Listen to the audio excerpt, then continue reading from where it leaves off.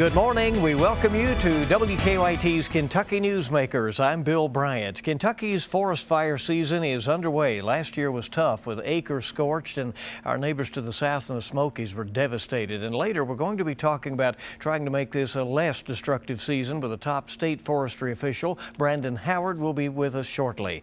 But first, a new start for Kentucky State University. Dr. M. Christopher Brown II is the brand new president of KSU. There will be some inaugural activities going on throughout October as the campus in Frankfort welcomes its new leader. Dr. Brown is the 18th president of Kentucky State. He's ready to put his experience and educational philosophy to work there. Dr. Brown comes to KSU after having led Alcorn State University, which was named the Historical Black University of the Year during his tenure. Dr. Brown joining us this morning. We thank you very much for coming in. Appreciate it. Good morning. Well, what is it like to be in charge over at KSU? Tell us a little bit about your own background and what got you here, including the fact you were telling me that you took a little meander through Kentucky earlier in your life. Thank you. Thank you for having me, and it's good to be back in Kentucky again.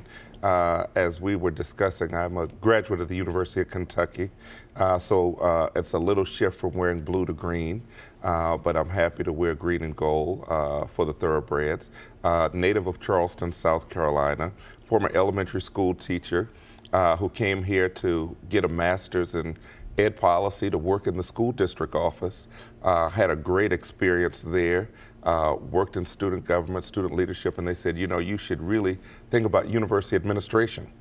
And they shipped me off to Penn State, and I've been doing higher education, research and administration ever since. So it's really good to have an opportunity to bring those skills and experiences back to the Commonwealth. What intrigued you about coming to the home of the thoroughbreds and leading KSU?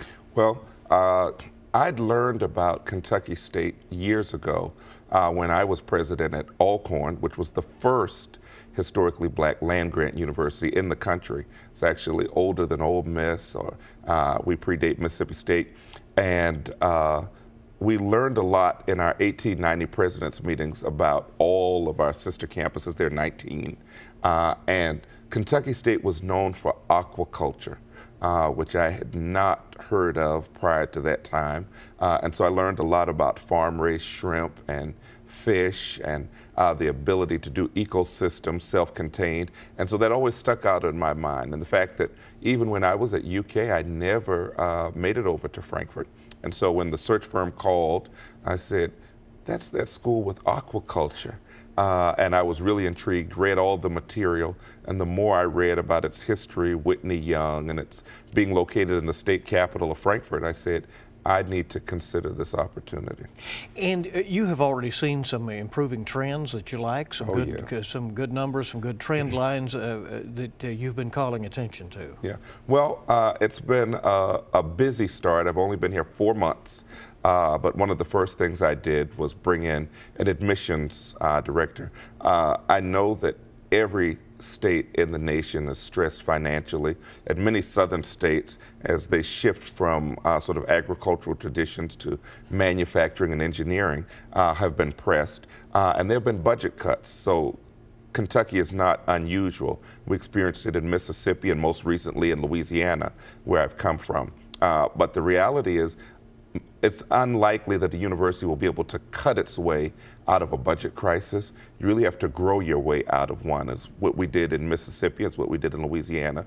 And so we brought in an admissions director, and we were able to grow our freshman class by 162% this year. The great news is that freshmen now account for 45.8% of the campus population. So if we continue this trend, we should hit around 3,000 students by 2020. Hopefully we'll exceed that. But we've traditionally brought in around 250 freshmen, 262 freshmen. This year we brought in 510 freshmen and just under 300 transfers and dual enrollment. So we're really excited about the progress that we're making. There have often been a lot of non-traditional students at KSU as well. Is that an important part of your plan moving forward? It is. One of the challenges that some institutions have, and K-State is no different, is acknowledging the reality of its mission. So we often have aspirations or mission creep, and so we'll see a larger flagship or a research institution and want to mimic those practices and traditions. But really, our job is to be what I call stewards of place, to recognize the demographics and the reality of the environment in which we're situated and to serve that community. And to that extent, we will serve Frankfort and the surrounding regions, our surrounding and service communities, and that means we have to work towards workforce issues and questions, putting people who are undereducated into the workforce, and really focusing on our ability to do something that many of the four-year institutions in the Commonwealth can't do, and that's that K-State not only offers all the way up to the doctorate, but focusing on the baccalaureate degree, but we also have associate degrees. And so we're really keying in on our ability to produce nurses, healthcare practitioners at the associate degree level, as well as some tech and certificate programs at the associate degree level. As you are well aware, Mr. President, Governor Matt Bevin has urged universities to really focus on programs where graduates are in high demand and where there is high pay. How do you take that counsel? What do you do with it? It's exciting because it's familiar. In Louisiana, we had something called the 5-Star Program, where Governor Jindal, who is no longer in office, said to the state that you have to look at workforce. He categorized all of the jobs as a 1, 2, 3, 4, 5-star job, and encouraged universities and the community college system to focus on promoting workers for the 4 and 5-star jobs. We don't quite use that language in the Commonwealth, but it's very important for business and industry that we promote workers who will grow our tax base, grow our economy, and help us bring more business and industry. That's not to negate sort of the cultural factors and the community factors and the social service factors that universities have a responsibility to. How do you nudge those students in that direction when they may have other interests? Well, one of the things we plan to do, which 4 months in, we won't get it done until the spring, we're going to be renovating and reinitiating or initiating afresh our tuition and scholarship program, as well as our fee remission program, so that we're going to target our scholarships and funds in those areas where there's high employment opportunity, high need, high demand, and a high likelihood of employment at the end of the college-going experience. You have decided early on to take a very close look at the books. Yes, you are asking the state auditor to do a forensic audit of the university. Why did you ask for that? Do you suspect anything? No, no suspicions, but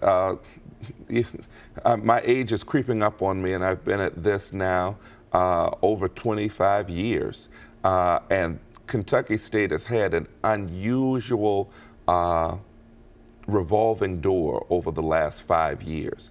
And so in 5 years, the institution has had 4 presidents.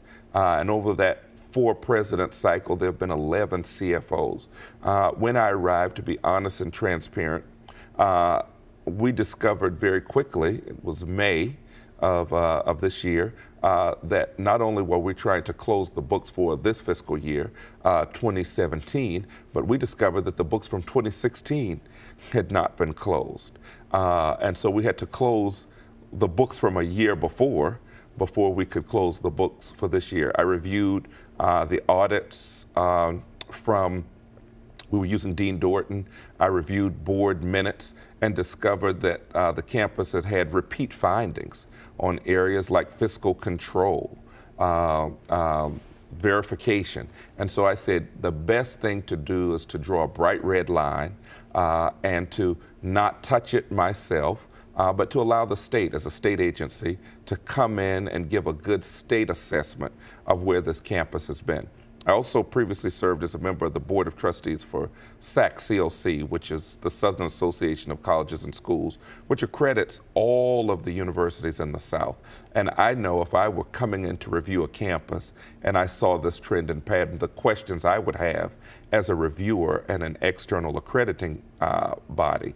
And so I said, in order to prepare us for that accreditation, we should really do a deep dive, draw a baseline, so if there are any issues, we can correct them. And if there are any opportunities for improvement, we can make them a priority. We're visiting with Dr. M. Christopher Brown II. He is the brand new president of Kentucky State University, and we'll be back with more with him on Kentucky Newsmakers later. It's forest fire season in Kentucky. How is the Commonwealth prepared? We're back in a moment.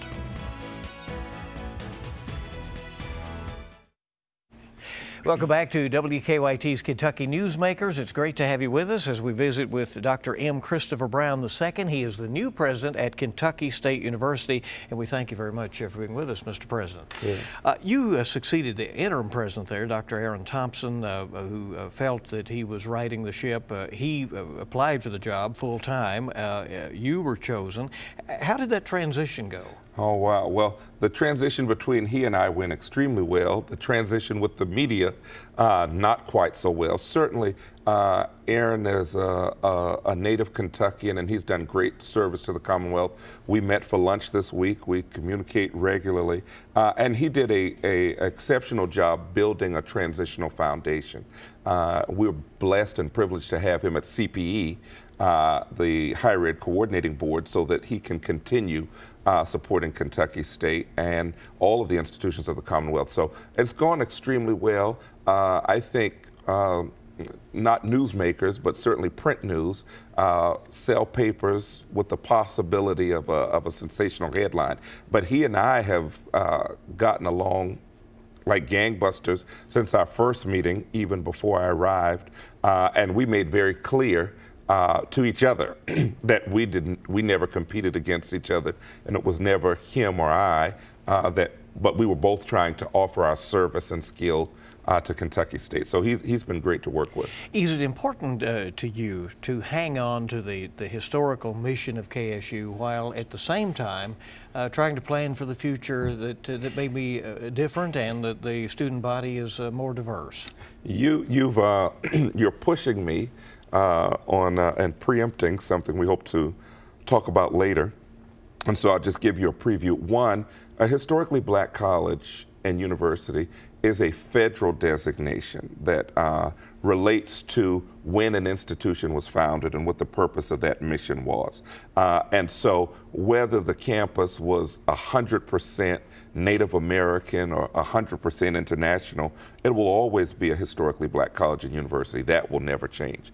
There are about 10 that I wrote about, interestingly enough, 10 years ago when I was a professor at Penn State, that were in transition. Most of them are in what we call border states: Oklahoma, West Virginia, Kentucky, Texas, Ohio. And those are states that have had population shifts over time.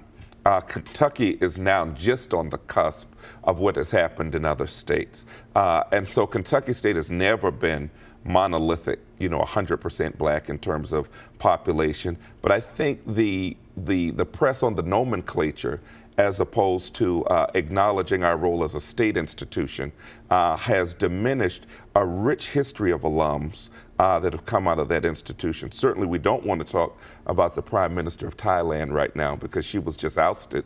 But the Mayor of Frankfurt, Bill May, is a Kentucky State alum. Our Vice Chair of the Board, Dalton Jansen, is a Kentucky State alum. And they are certainly alabaster versions of myself. But they're great and distinguished alums. And so we've got to really recognize and acknowledge that Kentucky State reflects the Commonwealth. Now, this is the interesting thing. We're not finished with the data. Our institutional research is hewing it out.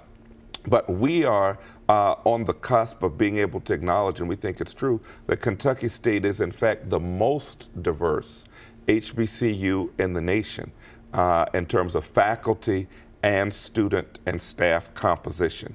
And we think that's something to be proud of and not something to run away from. What programs do you see as important for KSU moving forward? Well, certainly the governor, we're a state agency. The governor has said what the priorities for all of the institutions in the Commonwealth should be. We want to continue our historic service to developing public service missions like teaching and social work, but we want to respond to the state's needs around opioid crisis and health care, and we've expanded our School of Nursing. It's now the School of Nursing and Allied Health. And so we want to make sure that we're working in that area.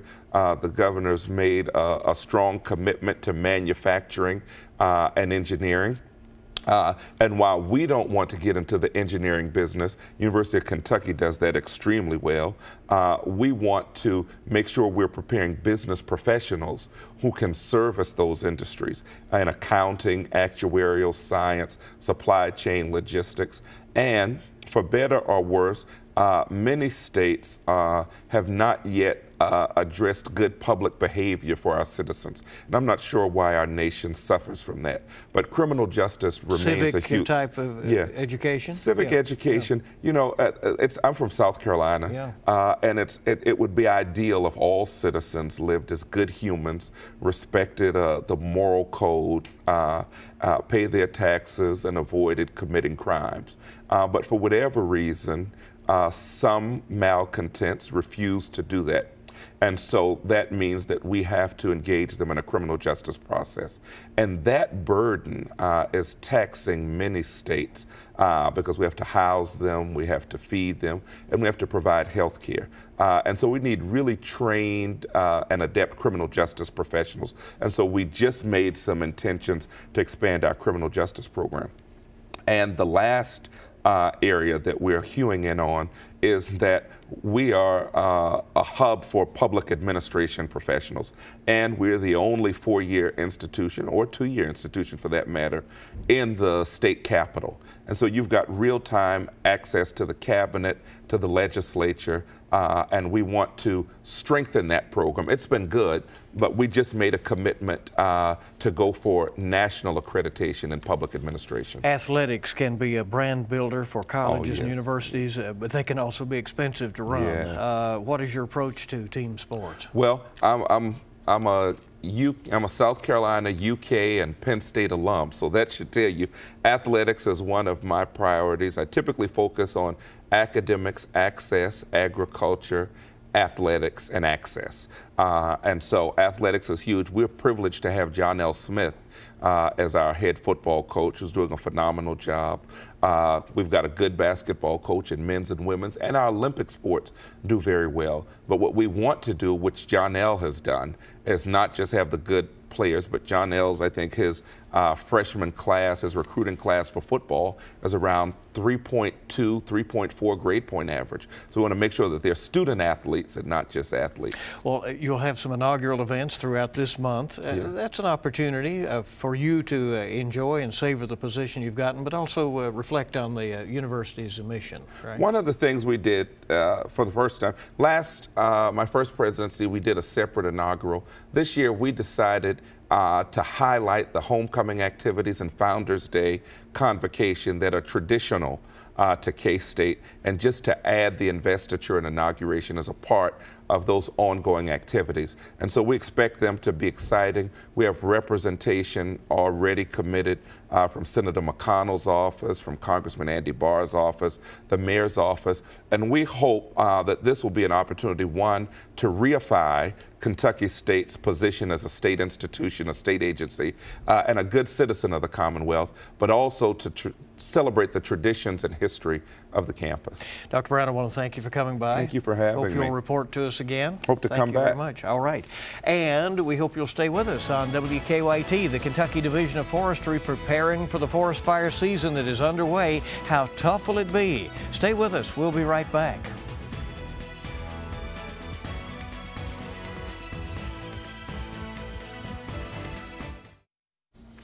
Welcome back to WKYT's Kentucky Newsmakers. Last fall was a devastating fire season in Kentucky. 420 fires burned more than 50,000 acres in the Commonwealth. Some of those fires were set on purpose. Last fire season, 70 people were given citations for illegal burning. 14 were arrested. And to our south, the Smoky Mountain region is still recovering from the blazes that raged around Gatlinburg and Pigeon Forge. Joining us this morning with a game plan for reducing the fire threat in Kentucky is Brandon Howard. He runs the State Division of Forestry out of Frankfort, and we appreciate him coming in. Thanks for being here. The fire season is underway. Before we look ahead, let's look back. Last year really was a very difficult fire season in Kentucky. Yeah, we had a difficult fire season. We were going into October with an extended drought, and that usually causes the fires to burn hotter, longer, deeper into the ground. It usually takes more resources to extinguish those blazes. Dozers have to dig deep lines to keep the fires from escaping, containment lines. Tremendous damage last year in numerous counties, right? That's correct. A lot of timber was lost last year. The fires burned so hot and it was so dry, they would burn into the roots and just kill the trees. And so we saw a significant amount of timber loss last year. And we all were captivated, and in fact Kentucky helped with that situation down in Tennessee, in Gatlinburg and Pigeon Forge. I mean, that was an awful scenario that happened seemingly very suddenly. Yeah, it was a bad scenario. We actually didn't send any resources down. We were dealing with our own situation here at home in Kentucky. But yeah, that was a bad scenario. Gatlinburg actually got hurricane force winds as the fires were burning. Here in Kentucky and southeastern Kentucky, we didn't see the hurricane force winds, and so that if we would have saw that, we would have had a similar situation. So what the perfect storm, unfortunately, is the dry weather, and then the wind coming in on top of that. That's correct. With extreme wind, it creates disaster. What are the rules for outdoor burning this time of year to try to prevent this? Okay, our fall fire hazard season started on October 1st, and between the hours of 6 a.m. and 6 p.m. There's no burning within 150 feet of a forest or within a forest. And then if a person burns more than 150 feet from the woods and they still let a fire get out, they're responsible if we have to come suppress it. And what happens then is if the Division of Forestry comes out and suppresses it, we'll charge them a suppression cost, and it varies just depending on in southeastern Kentucky we've had upwards of $18,000 in suppression cost, and it could be as little as $50. So it just depends on the situation. It can be avoided by following the rules. It can be avoided by following the rules. They need to, folks, when they burn, they need to pay attention to the weather. If there's a lot of wind coming in, if the relative humidity is low, and when we say low, once we get down into the 40 and 30% range, especially in the 20% range, and they need to pay attention for the red flag warnings that are issued by the National Weather Service. They need to avoid those days. If somebody does burn illegally, the consequences can be pretty tough, huh? Yes, they can. And we could go on and speak about arson. We have an arson problem in the state. More than 50% of our fires are as a result of arson. They're intentionally set. And we've partnered with the Kentucky Department of Fish and Wildlife, with their conservation officers. They've been assisting us with enforcing. It's just a better enforcement to kind of help back us up to enforce the arson. More than half of these fires are set on purpose? That's correct. That's correct. In southeast Kentucky, northeast Kentucky, we have that problem. It's been that way for a while, and we're doing our best to curb that problem. How do you gear up at the Division of Forestry for this season, knowing that it could be potentially tough? We just plan for the worst and hope for the best. We're planning as if we're going to have another bad season as we did in fall 2016, and we're hoping we don't. We just make sure all our employees have the equipment they need.